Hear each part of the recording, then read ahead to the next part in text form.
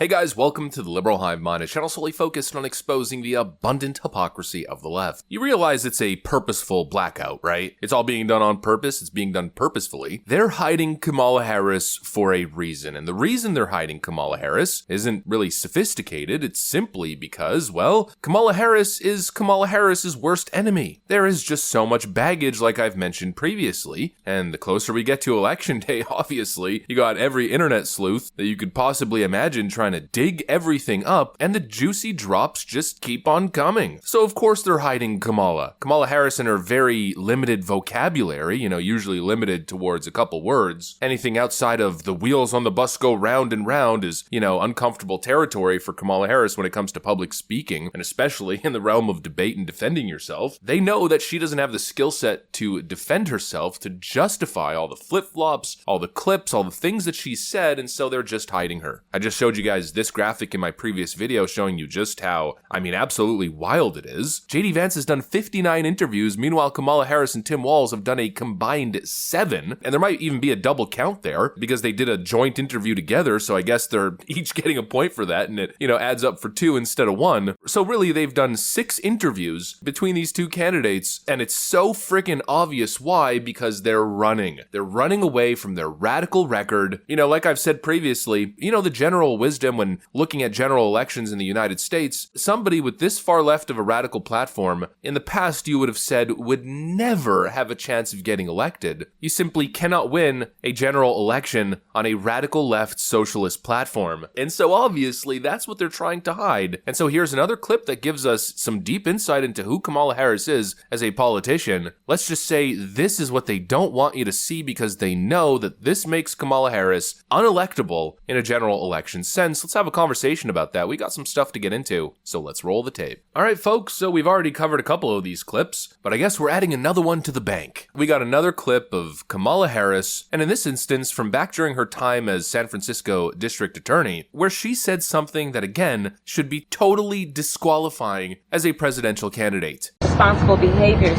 among everybody in the community, and just because you legally possess a gun in the sanctity of your locked home doesn't mean that we're not going to walk into that home and check to see if you're being responsible and safe in the way you conduct your affairs. Have you heard from... Yeah, I think I chose the right word earlier. Disqualifying. Game over. The conversation should end. Kamala Harris can never be president. And that's just one clip, by the way. That one clip should end her entire political career. Not just her campaign for president, but obviously we know that it's a little bit of a different world out in San Francisco. That's the kind of thing, of course, that gets you elected in San Francisco, and that's the kind of thing that Kamala Harris has been in support of her entire career, and it's also what she was referring to when she said in that Dana Bash interview that, quote, her values haven't changed. The most important and most significant aspect of my policy perspective and decisions is my values have not changed. Yeah, she's changed all her values, done a complete 180 because it's election season. She says, yes, I've changed all my values. I've shifted on a lot of these stances. And then immediately the suffix of that sentence is, well, my values actually haven't changed. Yeah, we know. That's what she meant. Kamala Harris is attempting to get elected on a strategy of lying. She's been for this kind of policy, this kind of extreme fascist policy for a long time. So, one, I'll tell you, when elected president, if the United States Congress continues to fail to have the courage to do something about this, I'm prepared to take executive action and put in place a ban on the importation of assault weapons into our country. But we still have to deal with the over 2 million assault weapons that are currently in the streets of America. Adding to your gun control agenda? Yeah, I think it's a great idea, but listen, I don't think we lack for great ideas. As I've said many times, we've been having great ideas for decades. The problem is that Congress has not had the courage to act. And that is why, from the beginning, I have said, my agenda includes attempting to get Congress to act, but if they don't within the first 100 days of my administration, I'm going to take executive action. Because what we need is action. These stand your ground laws and these states that have these citizen arrest laws have often and frequently been used as an excuse, if not a cover, for people who are motivated by racism and racial profiling. And so we have seen that, and we have seen that it has been used as an excuse to kill Black and brown people, in particular Black and brown young men. And we just have to speak truth about that, no matter how uncomfortable it makes us. What would you do about the millions of, specifically, assault weapons that are already in circulation? What do you do about those? Well, there are approximately 5 million, to your point, Craig. We have to have a buyback program, and I support a mandatory buyback program. It's got to be smart. We got to do it the right way. Yeah, she's been a fascist on the issue of the Second Amendment essentially her entire career. And that's what she meant again when she said, my values haven't changed. She's just trying to get elected like Bernie Sanders and Quentin Tarantino told us. This is about winning. Yep. No, it is.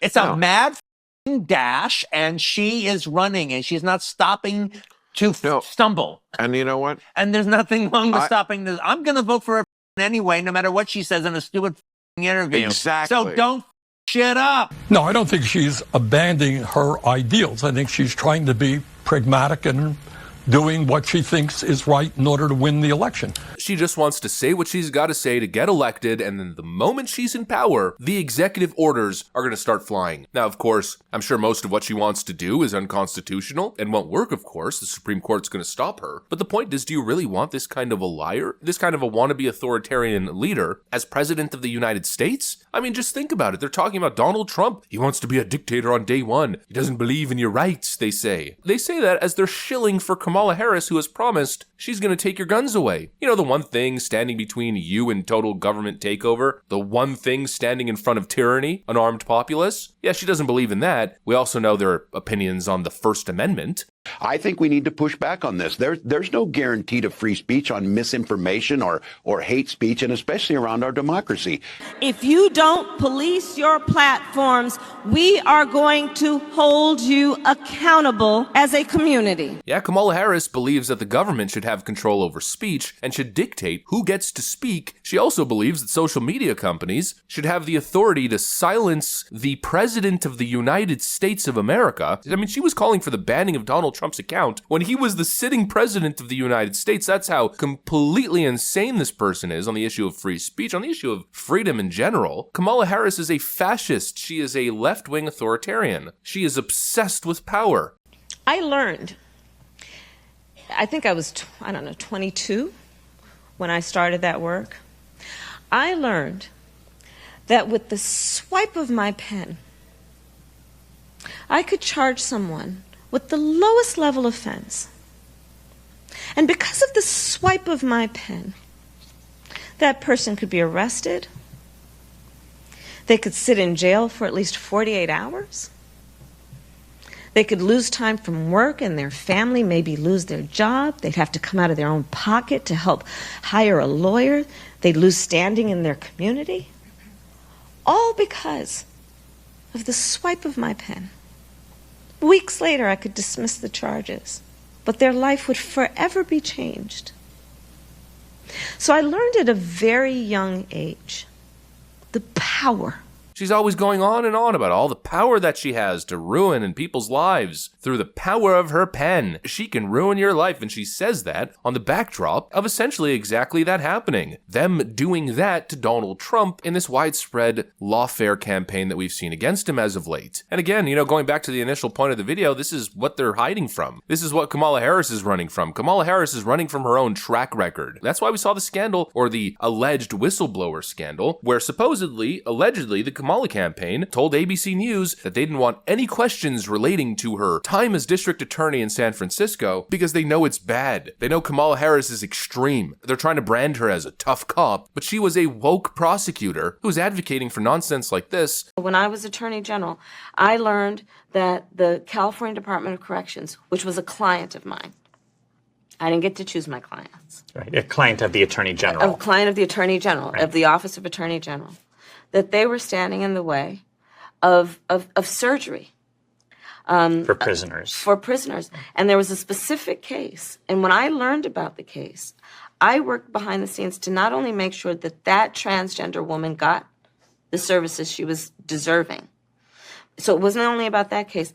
I made sure that they changed the policy in the state of California so that every transgender inmate in the prison system would have access to the medical care that they desired and need.